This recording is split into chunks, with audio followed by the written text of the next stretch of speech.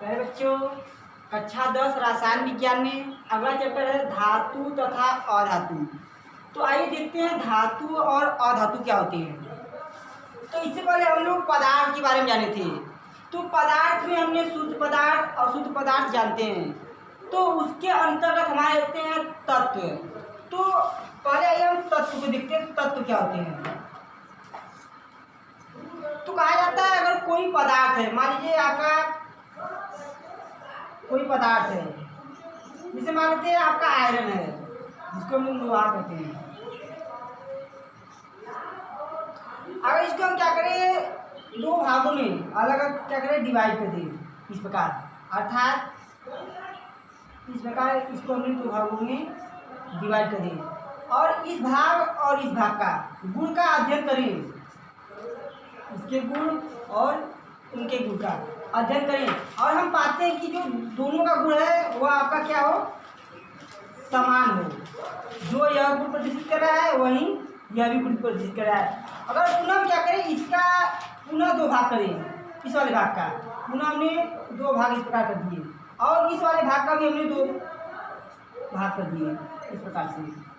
तो अब हमने इसका हमने दो भाग किया इस प्रकार और इसका हमने दो भाग किया इस प्रकार। अब हम क्या करते हैं, इसके भाग का अध्ययन करते हैं, अर्थात इसके गुण का अध्ययन करते हैं और उसमें इसके गुण या फिर इसके गुण का अध्ययन करते हैं। तो पाते हैं कि यह जो गुण है इस गुण के समान है या फिर यह गुण इस गुण के समान है।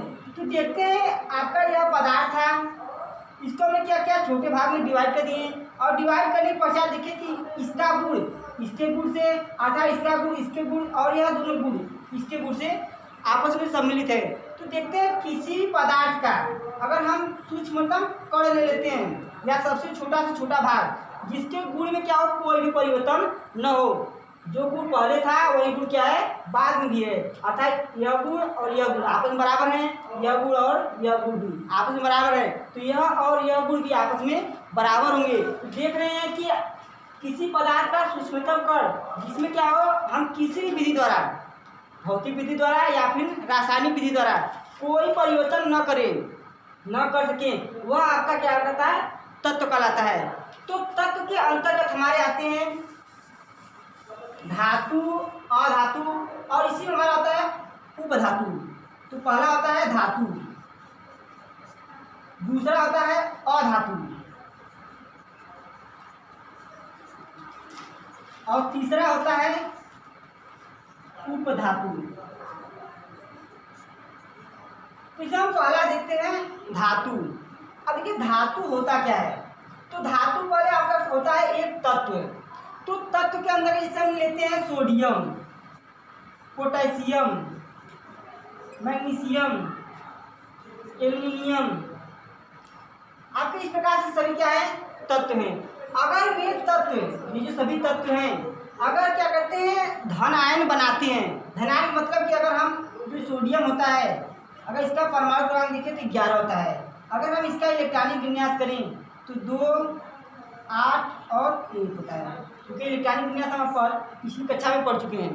तो अगर इसका इलेक्ट्रॉनिक विन्यास करेंगे तो 2, 8, 1 होगा। अगर हम पोटेशियम लिए हैं तो पोटेशियम का परमाणु क्रमांक 19 होता है। अगर इसका इलेक्ट्रॉनिक विन्यास करें तो 2, 8, 8 और 1। अगर हम मैग्नीशियम लें, मैग्नीशियम का परमाणु क्रमांक 12 होता है।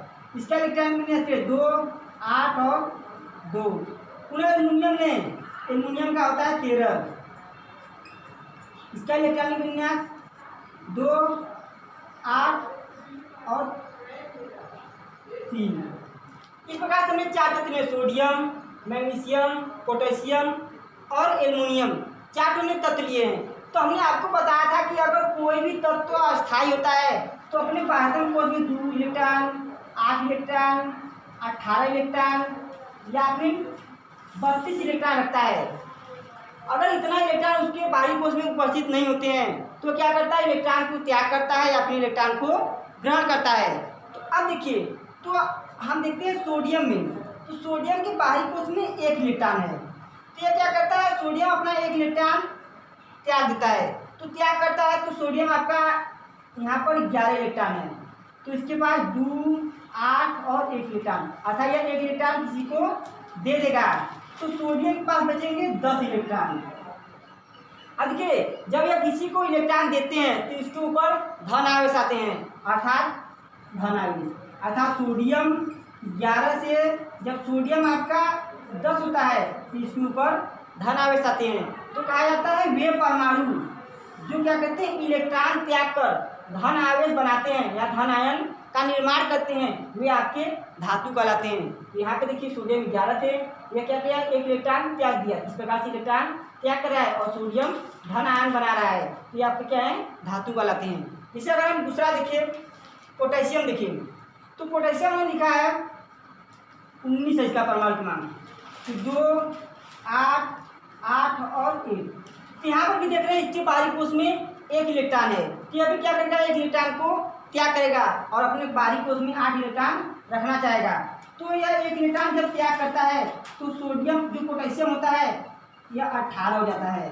और जब पोटेशियम 19 से पोटेशियम 18 होता है तो यह 1 इलेक्ट्रॉन चूंकि त्याग कर दिया जाता है, इसके ऊपर धन आवेश आ जाते हैं। तो देख रहे हैं यह भी क्या कर रहा है, धन आवेश बन रहा है।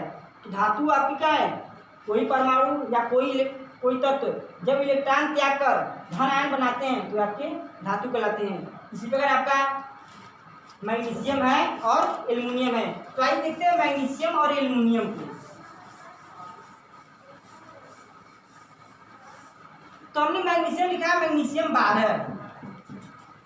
तो अगर इसका इलेक्ट्रॉनिक विन्यास करें 2, 8 और 2, तो अब देखिए जो मैग्नीशियम है क्या करेगा, 2 इलेक्ट्रॉनों का त्याग करेगा, क्योंकि इसके बाहरी कोश में 2 इलेक्ट्रॉन है और ये अपनी बाहरी कोश में 8 इलेक्ट्रॉन रखने की प्रवृत्ति रखता है। तो अब देखिए इसके बाहरी कोश में जब 8 इलेक्ट्रॉन होंगे, ये 2 इलेक्ट्रॉन का जब त्याग करेगा तभी इसके बाहरी कोश में 8 इलेक्ट्रॉन होंगे, तो ये 2 इलेक्ट्रॉन का त्याग करता है। तो जो मैग्नीशियम होता है 12 से मैग्नीशियम आपका 10 बन जाता है। अब ये जब 10 बना है तो देख रहे हैं 10 की अवस्था में 2 इलेक्ट्रॉन को त्याग किया है, अर्थात जो यह 2+ बनाएगा। तो मैग्नीशियम भी देखिए यहाँ पर धातु है।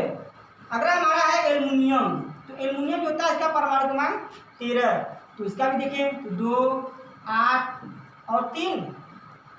अब देखिए यह क्या करता है, 3 इलेक्ट्रॉन का त्याग करेगा, अपनी बाहरी कोश में 8 संख्या बनाने के लिए 3 इलेक्ट्रॉन का त्याग करेगा। तो मैग्नीशियम आपका एल्युमिनियम आपका 13 से जब एल्युमिनियम आपका 10 होगा,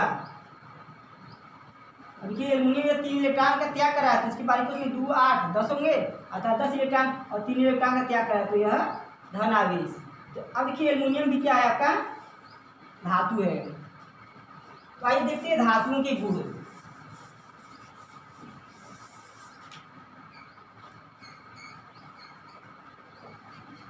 धातुओं के गुण। अब देखिए धातुओं में पहला गुण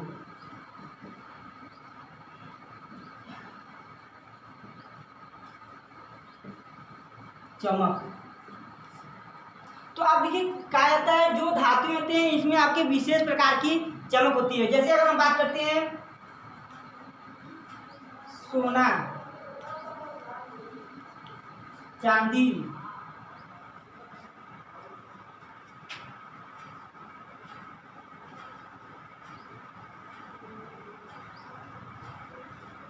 एल्यूमिनियम, देखिए सोना, चांदी, एल्युमिनियम। तो जिसमें से अभी हमने देखा एल्युमिनियम को भी हमने दिखाया कि आपका जो एल्युमिनियम होता है 13 होता है और यह 3 इलेक्ट्रॉन का त्याग करता है और एल्युमिनियम 10 बनता है और यह 3 ठो धन आयन बनाते हैं। ये आपके एल्युमिनियम इस प्रकार से हमने आपको दिखाए थे। आपका आयरन, आयरन को हम कहते हैं Fe, इसको हम लोहा कहते हैं। इनमें क्या होते हैं, विशेष प्रकार की चमक होती है। दूसरा है तन्यता। तन्यता मतलब कि अगर इसमें हम चाहें तो इसके आकार में हम वृद्धि कर सकते हैं, अर्थात जिसे हम क्या करते हैं इस प्रकार से लिए हैं, कोई आपका यह धातु है तो इसमें हम क्या करें, इसको हम एक रेखा जिसे इसको हम बनाना चाहे कोई वस्तु, जैसे अब होता है आपका, मान लीजिए आपका सोना है, तो सोने से हम क्या करते हैं, आभूषण बनाते हैं। तो जो सोने का गुण होता है क्या करता है, एक रूप से दूसरे रूप में परिवर्तित हो जाता है। इसे अगर हम यहाँ पर सोने का आकार इस प्रकार दिए हैं, अगर इसको हम परिवर्तित करना चाहें, इसको हम क्या कहते हैं, इससे हम हार,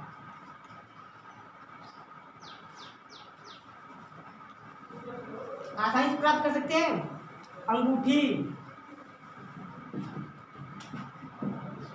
इत्यादि हम बना सकते हैं। तो जो हम सोने से इस प्रकार के आभूषण बनाते हैं, तो जो हमारा इसमें क्या होता है, तन्यता गुण होता है, अर्थात इसको क्या होता है, एक रूप से हम दूसरे रूप में आसानी से परिवर्तित कर सकते हैं। और तीसरा होता है आघात वर्धनीय।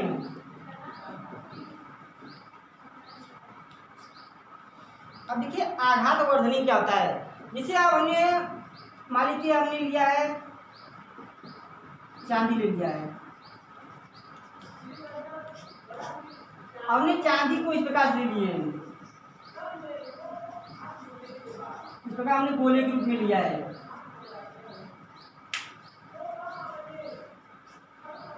अब इसमें हम क्या करते हैं, आघात अर्थात प्रहार करते हैं।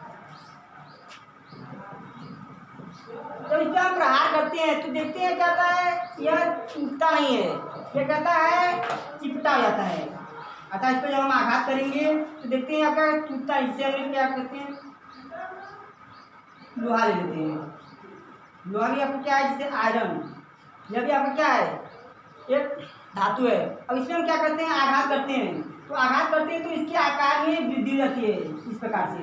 अतः यह क्या होता है, दो भागों में विखंडित नहीं हो पाता है। तो यह जो गुण होता है आपका आघात वर्धनीय गुण कहलाता है।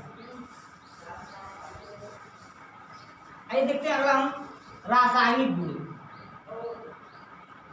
रासायनिक गुण, तो अब देखिए रासायनिक गुण में पहला हम देखते हैं ऑक्सीजन क्रिया। ऑक्सीजन से क्रिया, तो अब देखिए अगर हम कोई धातु लिए हैं, कोई भी धातु लिए हैं, धातु प्लस इसकी क्रिया अगर हम ऑक्सीजन से करा रहे हैं, ऑक्सीजन से, तो जो हमारा प्राप्त होता है धात्विक ऑक्साइड, धात्विक ऑक्साइड। जैसे अगर हम धातु का स्थान पर कोई धातु ले लें, जैसे ले लें सोडियम, इसकी अभिक्रिया हम ऑक्सीजन से कराए हैं, O2 ले लिए, तो हमको बनेगा कितना, Na2O, अर्थात इसकी संख्या को हम 2 ले लेंगे, 4 ले लेंगे, तो हमारे यहाँ पर 2। तो देख रहे हैं यहाँ पर 4 सोडियम है, यहाँ पर 4 सोडियम, 2 ऑक्सीजन, 2 ऑक्सीजन। तो अब हमारा जो बनता है Na2O, ये आपका सोडियम ऑक्साइड, सोडियम ऑक्साइड प्राप्त होता है। अगर इसी प्रकार हमने धातु ले लें, मैग्नीशियम ले लें, इसकी क्रिया ऑक्सीजन से कराएं, तो हमारा बनता है MgO, अर्थात इसकी संख्या 2 कर दें और यहाँ भी हम 2 लगा दें। 2 मैग्नीशियम इधर, 2 मैग्नीशियम इधर, 2 ऑक्सीजन, 2 ऑक्सीजन, तो हमारा बनता है मैग्नीशियम, मैग्नीशियम ऑक्साइड। तो देख रहे हैं अगर हम कोई धातु ले रहे हैं, उसकी अभिक्रिया ऑक्सीजन साथ करा रहे हैं, तो धातु ऑक्साइड का निर्माण होता है। जैसे हमने सोडियम लिए हैं, तो सोडियम की अभिक्रिया ऑक्सीजन क्या है, तो सोडियम ऑक्साइड। मैग्नीशियम लिए हैं, मैग्नीशियम की ऑक्सीजन करा रहे हैं, तो मैग्नीशियम ऑक्साइड। जिंक ले लें, तो जिंक की अभिक्रिया कराएं, जिंक की अभिक्रिया हम ऑक्सीजन से कराएं, तो हमको मिलता है ZnO, संख्या 2 कर दें और उसकी संख्या 2। यहाँ हमको जिंक ऑक्साइड प्राप्त होगा, जिंक ऑक्साइड। इसी प्रकार अगर हम अन्य कोई धातु ले, सोना, चांदी, आयरन ले लें, जिसे आयरन ले लें, Fe, आयरन को भी हमने बताया Fe होता है, इसकी क्रिया अगर ऑक्सीजन करा दे तो हमको Fe2O प्राप्त होगा। Iron oxide, iron oxide. इस बार हम देखते हैं अगला अम्ल से अभिक्रिया। अम्ल से क्रिया, तो अम्ल से क्रिया, तो पिछले वीडियो में हमने पिछले अभ्यास में अम्ल, क्षार और लवण पढ़े थे। तो आइए देखते हैं अम्ल से अभिक्रिया। तो अब देखिए हम कोई भी धातु ले लेते हैं, धातु ले लिए और इसकी अभिक्रिया किसी अम्ल के साथ, अम्ल के साथ कराते हैं। तो अम्ल के साथ हम जब कराते हैं तो हमको हाइड्रोजन गैस,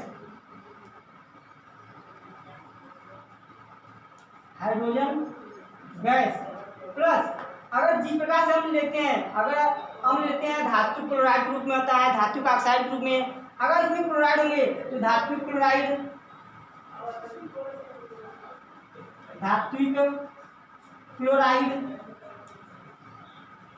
अगर ऑक्साइड रहेंगे तो धात्विक ऑक्साइड प्राप्त होंगे, सल्फाइड रहेंगे तो धात्विक सल्फाइड, और साथ साथ आपको हाइड्रोजन गैस प्राप्त होगी।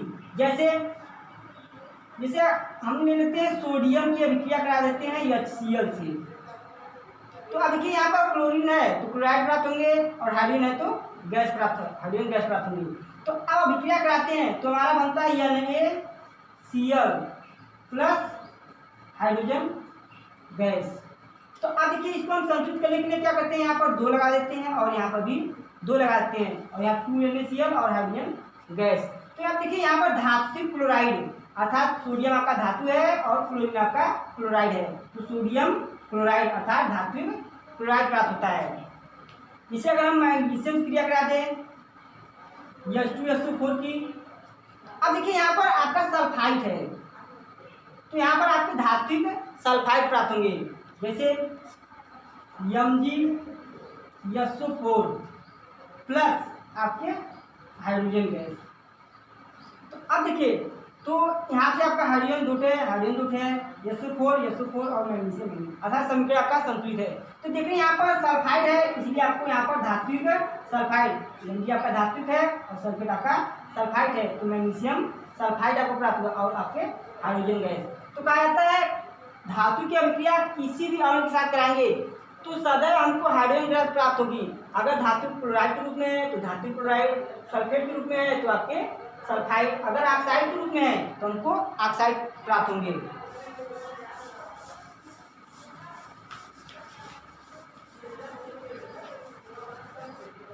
अगला है जल से क्रिया।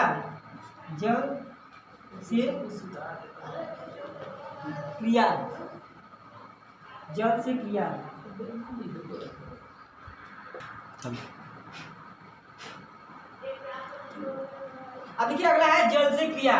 तो जल से क्रिया हम देखते हैं, अगर हम कोई धातु ले लिए, धातु और हमने ले लिए जल। अब देखिए जब धातु में की अभिक्रिया जल के साथ कराते हैं तो हमको हाइड्रोजन गैस H2 और धात्विक ऑक्साइड प्राप्त होंगे, धात्विक ऑक्साइड।